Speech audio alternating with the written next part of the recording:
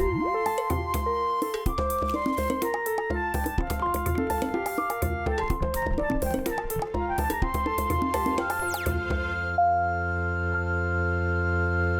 everyone, welcome back to Animal Wonders. I'm Jessie and this is Kismet, the African crested porcupine. We just celebrated her 4th year at Animal Wonders. Kismet has been with us since she was a baby, and it's been such a joy getting to watch her grow and become a wonderful animal ambassador for our public presentations. Today, I thought it would be fun for us to look back and watch her journey from adorable baby to thriving beauty. Take a look at our first video with Kismet when she was just 5 weeks old.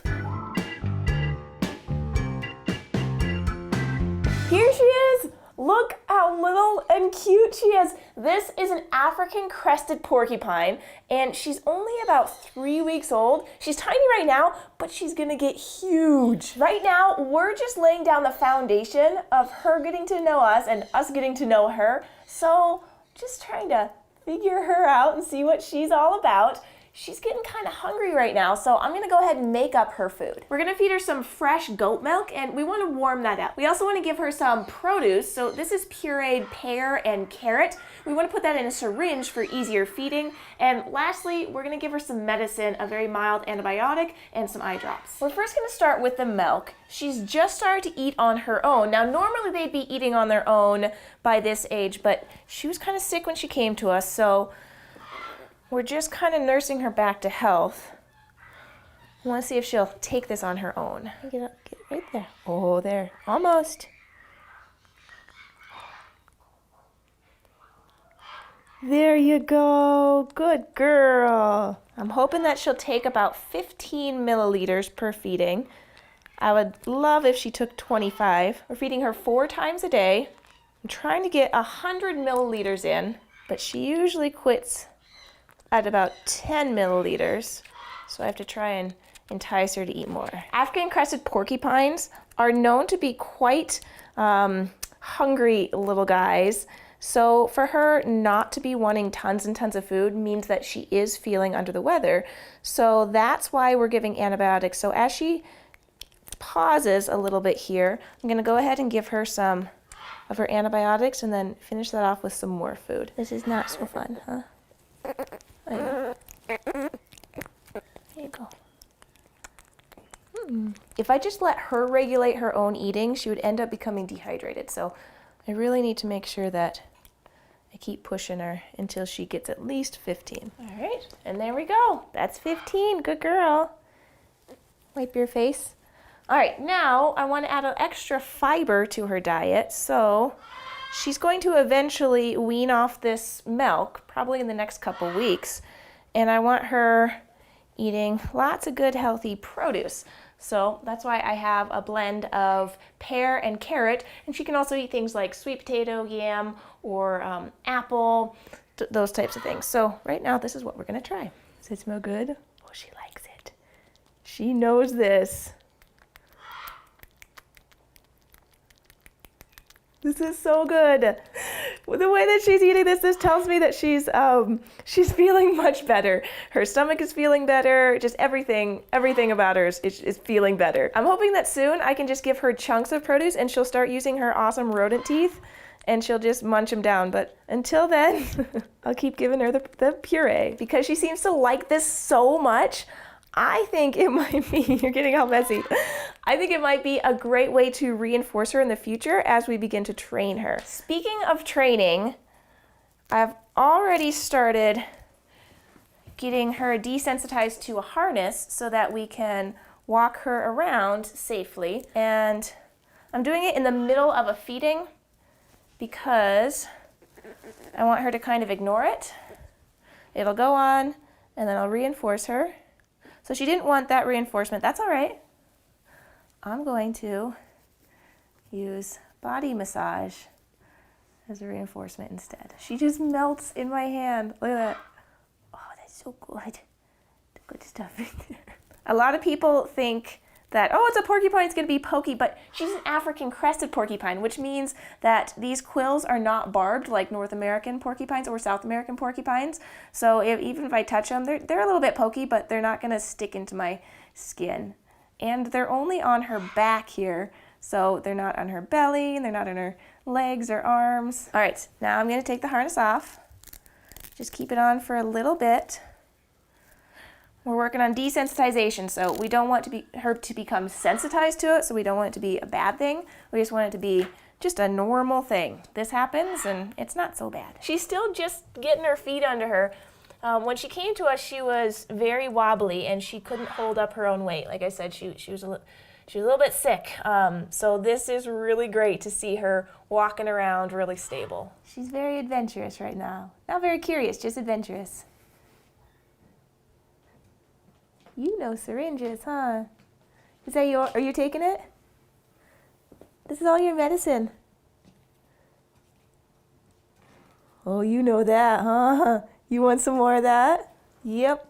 Looks like we'll use this as a reinforcement. All right, that was pretty fun. I love how adventurous she is. Now, the last thing I have to do before our morning session ends is I have to give her some eye drops. She has a little ulcer in her right eye, on her right cornea. And the left one is a little bit goopy. So we're gonna go ahead and just give her mild antibiotic drops in each eye. That's it. I'm so excited to be able to share her with you from the very beginning. I'm hoping that she grows up nice and big and strong, and she can be an amazing ambassador. Oh, I remember when Kismet was small enough to fit in my hands. What a cutie. Now, babies are awfully cute, but at Animal Wonders, there are lots of things we need to consider before taking in a new animal. In this next video, I share the story of how Kizzy came to us and how we worked to provide her a good home. Kismet was born at a zoological conservatory in Texas. They house many displaced exotic animals and they care for them very well. They allow some of their animals to naturally cohabitate with males and females of the same species, meaning they occasionally have babies. They make sure every one of their babies is sent to a well-vetted and approved animal facility. This is where we sent one of our male Batong Joeys when he matured enough to need a mate. Dundee, who you can see in this video right here, is doing amazing with his female friend April. They've had 2 Joeys since they've been introduced, and I'm still so thrilled that I found him such a good home. When we were asked if we could take in a baby African crested porcupine, I didn't immediately say yes. Many of you have asked how we decide who we take in and who we know we just can't care for. Well, it's different for each case, so I'll just go over how I decided for Kismet. I asked myself a couple questions. First, can I house her properly? I asked everyone I knew who had cared for these guys before and determined that we did indeed have enough space once our expansion was complete and we could keep the space warm enough for this African lady. But there was possibly a hiccup. The space was already housing another species, a Patagonian cavy. So my next question was, could they live together? The answer I heard the most was, probably, if they were raised together from a young age. Well, Chili Pepper, our Patagonian cavy, is 5 years old, but he adores every animal he meets. So really, it just mattered if Kizzy would accept him, and she's still really young, so it was likely. My next question was, could we afford to feed her? The most difficult parts of caring for a new animal is housing and food, but if their diet consists of food we already have, then it makes it a lot less difficult. Kismet eats the same diet as Kimosabi or other porcupine, so that's easy. We don't have to make any specialized orders just for her. Now on to the educational part of our mission. Could she be an ambassador, and would she be good for our programs? Again, I asked my contacts, and they unanimously agreed that if raised from a young age, baby African crested porcupines can be calm and accepting of audiences and traveling to new places. As far as her being part of our educational program, I'm happy sharing all the amazing things about cockroaches and leopard geckos to pigeons and guinea pigs.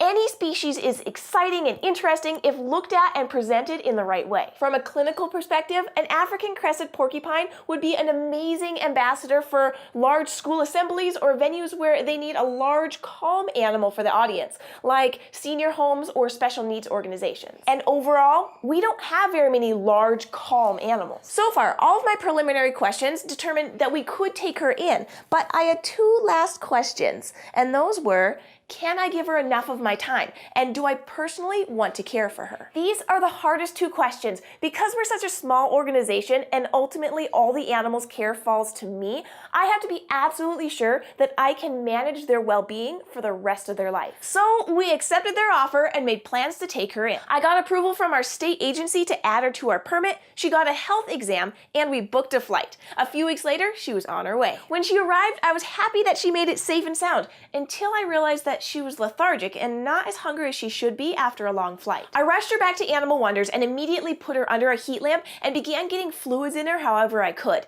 Unfortunately, she was unresponsive and in a really rough place. After a full night of fluids and heat, she began holding her head up and accepting a little formula from her bottle. She was seen by our vet, who confirmed that hypothermia had occurred. During her flight, she was not kept at the temperature that we were expecting, and she got too cold. After a few days of intensive care, she was walking again, and she was eating a lot better. A round of antibiotics, eye drops, and continuous hand feeding later, and she was back to her bright and spunky self. It's so important to remember how fragile some of these animals can be. They're incredibly hardy in their own natural habitats, where adaptations have made them perfectly suited to their own harsh environments, but when cold is not in the mix, we have to be extra careful to keep them warm. Kizzy is sleepy right now, but she's growing strong, and we're in the process of introducing her to Chili Pepper, our Patagonian cavy. So far, Chili Pepper loves her, but Kizzy is more interested in playing and bounces around showing off her quills. We're also working with the guinea pigs, who pretty much leave her alone, except for Pickles. He's a little bit territorial of the newcomer. So it's going to be a process, but it'll all work out in the end. I hope that by sharing how Kizzy came to be at Animal Wonders, we're giving you a better understanding of what might go into accepting a new animal. Sometimes the transition is easy, sometimes it's not, and sometimes it's a bit of both. Kismet is doing amazing now, and she fits right into the hustle and bustle of life at Animal Wonders. It's almost like destiny that she's here. I love watching baby Kizzy hang out with her other animals. She's been a fun and lively addition to our group, and it makes me happy to see her getting along with everyone. Speaking of hangouts, I can't stress enough how important interaction is for social creatures like Kismet. Getting an animal comfortable with being fed and touched allows us to develop a trusting bond. In this next video, I sit down with Kizzy and show you what I do to help her feel comfortable being around me. Kizzy's about 5 to 6 months old right now, and she's going to just keep growing bigger and bigger and bigger. This is still very much baby size. She's gonna get about 24 to 33 inches long, and her quills are gonna get about 24 inches long and high. She's gonna be massive.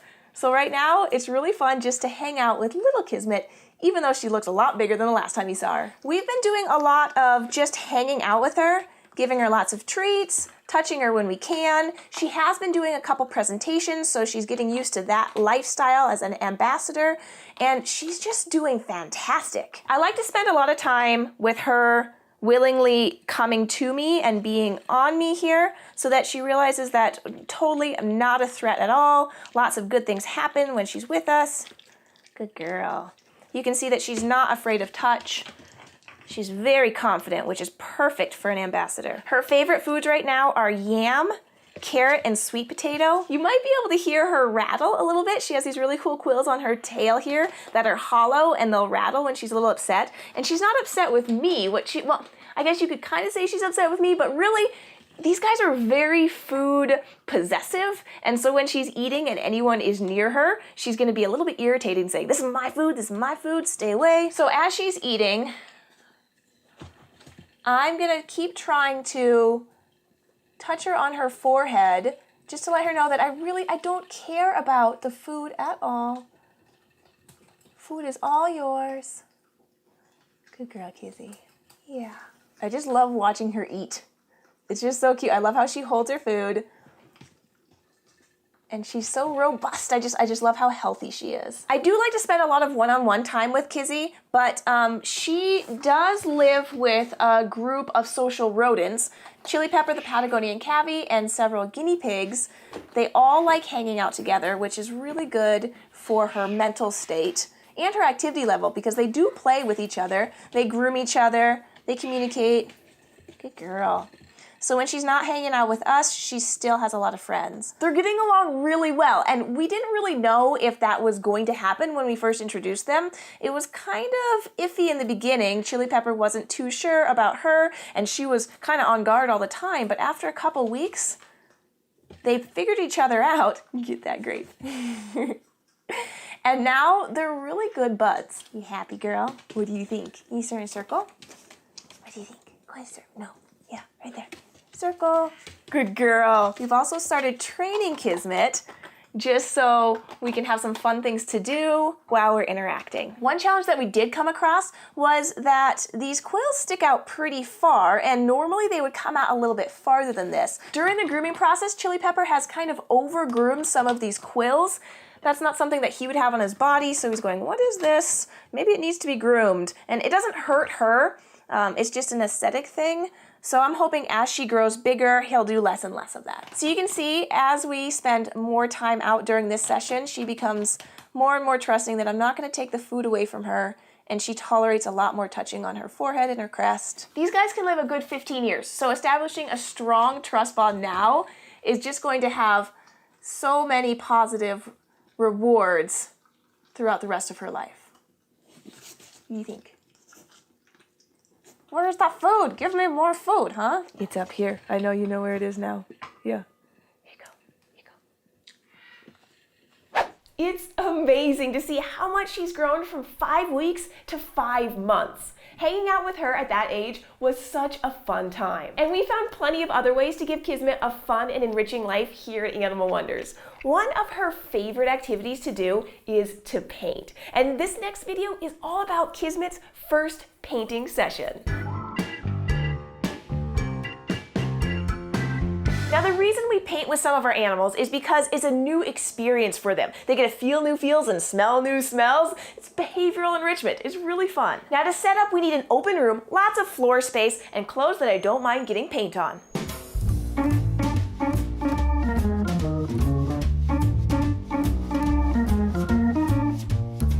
Then I'm gonna put the canvases down on the newspaper, just around, kind of random.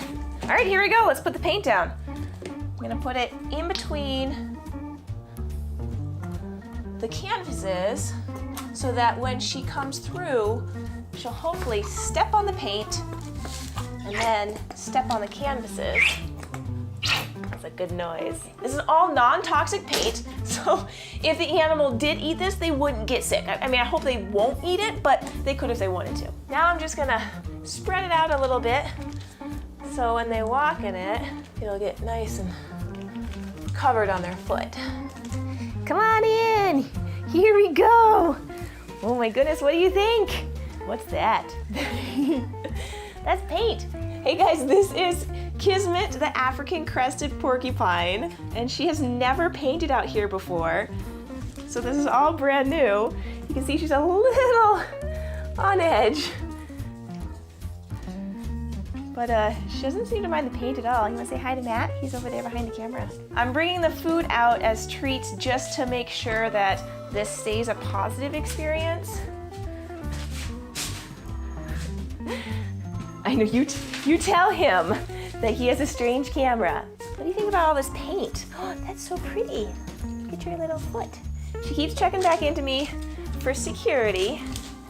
This is a great experience for her. Like I said, it's enrichment. It's getting her to experience new things. That's great for animals. Look at you, tromping all over it like a pro. Oh, slip sliding. What do you think about that? That sliding. Look at her cute little feet, guys. She spends a lot of time digging in her big dirt floored enclosure. She loves making tunnels and hills and valleys. Her feet are perfect for that. She has very large claws. Let's get this painting right here.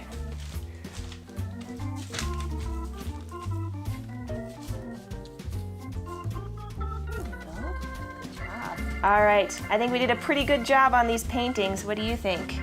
They look fantastic, nice work. So after we have fun painting with an animal, we then put these paintings up for sale on our website so that we can raise funds to help find more food and take care of these guys. So it's fun for them, and it's also beneficial for them too. You can see that her feet are covered in beautiful colors of paint. Again, it's non-toxic. As soon as she goes out in her dirt floored enclosure, it's gonna wipe right off and she'll be fine. So she'll be clean tomorrow. Good girl. She would not appreciate a bath, so I won't subject her to that. Isn't Kizzy a magnificent artist? I love watching her create these unique and beautiful masterpieces. Oh, and if you want to own one of Kismet's paintings or gift it to someone for the holiday season, you can get one in our animal shop. I put a link in the description. Now, painting isn't the only way we give Kismet behavioral enrichment. Her instincts include foraging, digging, and social grooming. So we try to give her activities that allow her to exhibit these natural behaviors. In this next video, I show you what kind of activities I do with Kismet to enrich her life. All right, guys, we're here with Kismet, the African crested porcupine, and I'm going to try and elicit some of her natural foraging behaviors, and I'm going to do that by just simply putting some food around. So in the wild, she would just come across food, and she's got to use her nose to do that.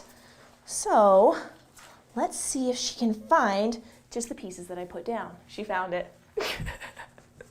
All of her treats are in there. Here, what if I put that away? Can you find it somewhere else? And there she goes. She's finding them. She's got it now. She's using her natural behavior of being able to smell very well, and she's searching out where the food is. So now this is pretty easy. This only, lasted about a minute or two. So the goal with behavioral enrichment is to make it last as long as possible. So let's make it a little bit more difficult. Let's put these treats in some boxes. First one, I'm gonna put a couple in here. I know. And let's see if I hang that there, if she can figure out how to get into it.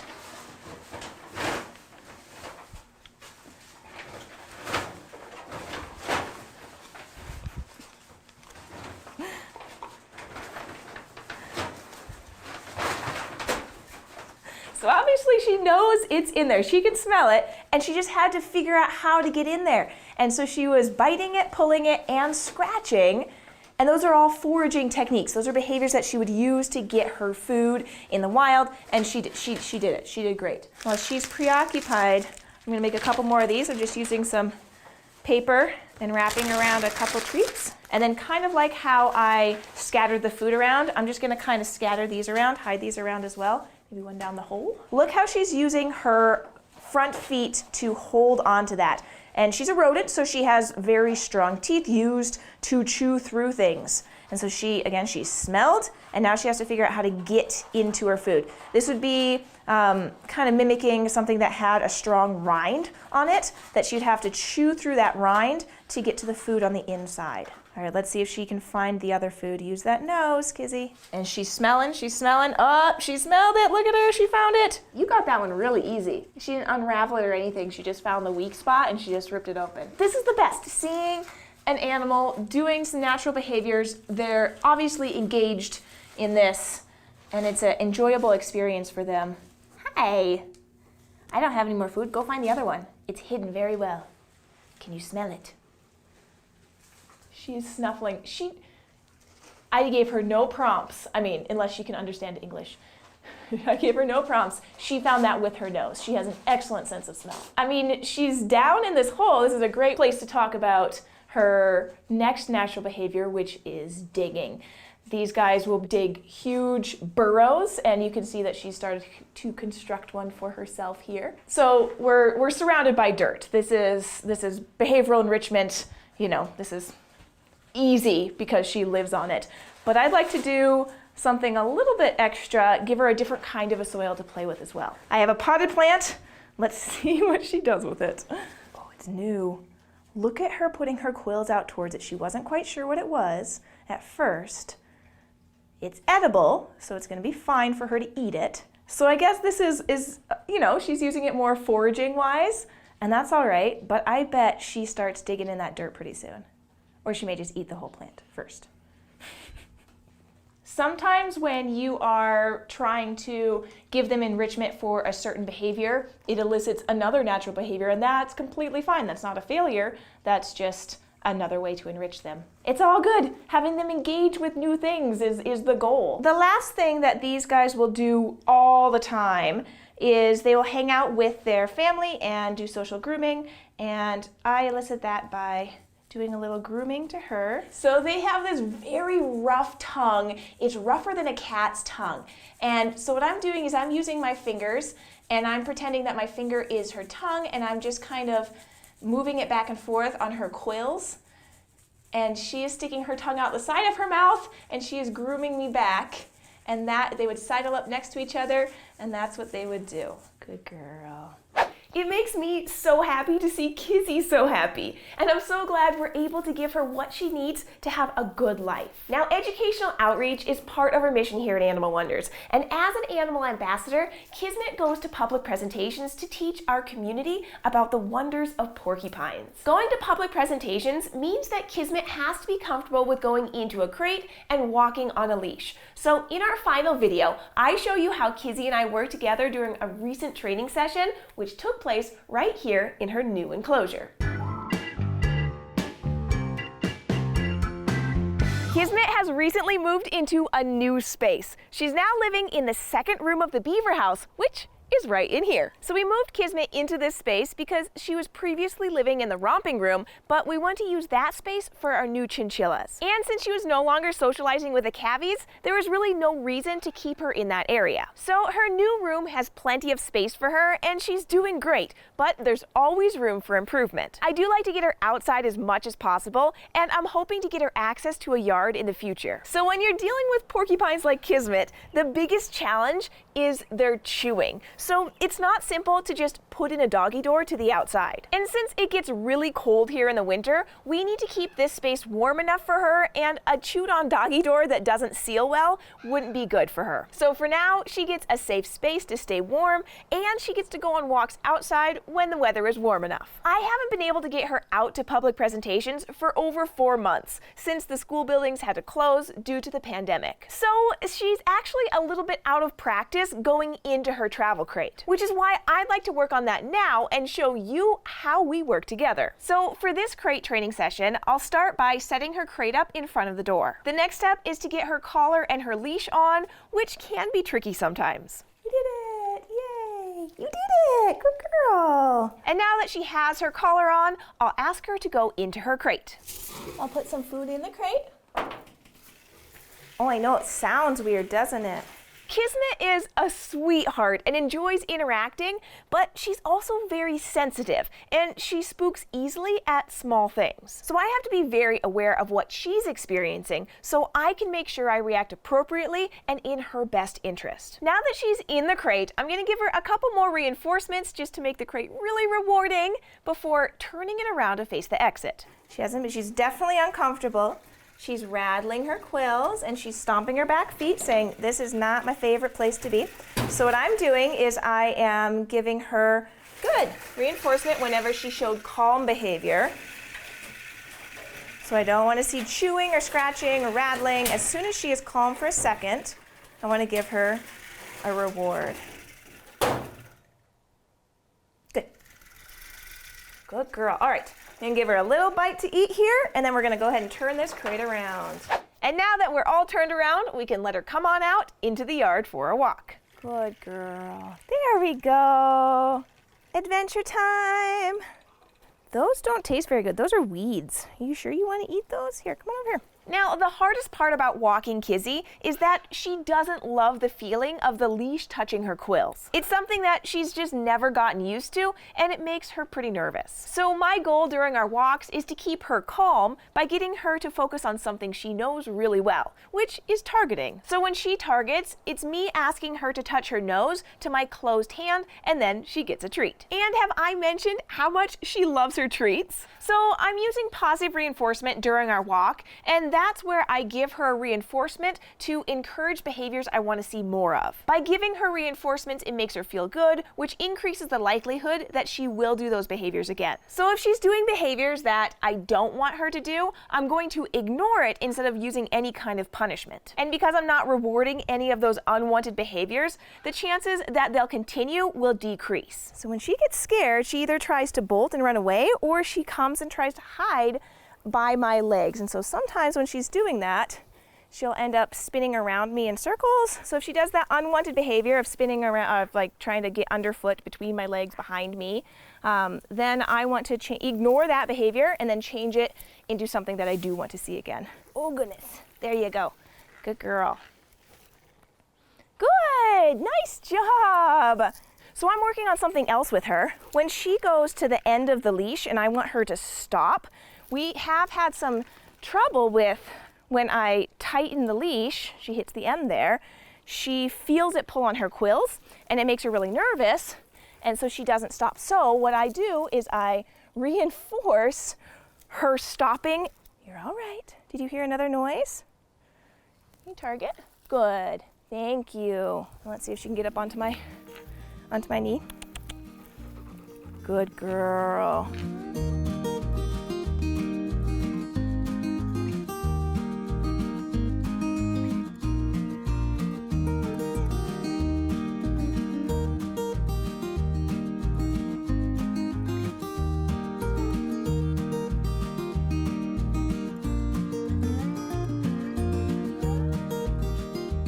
That was a really fun walk, but it is time for you to head home, okay?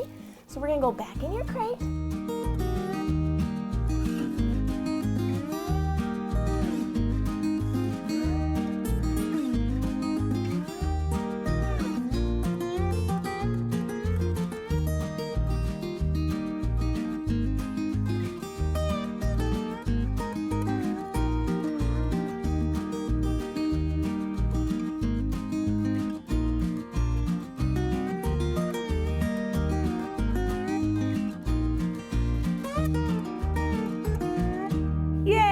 Success. Did that wear you out?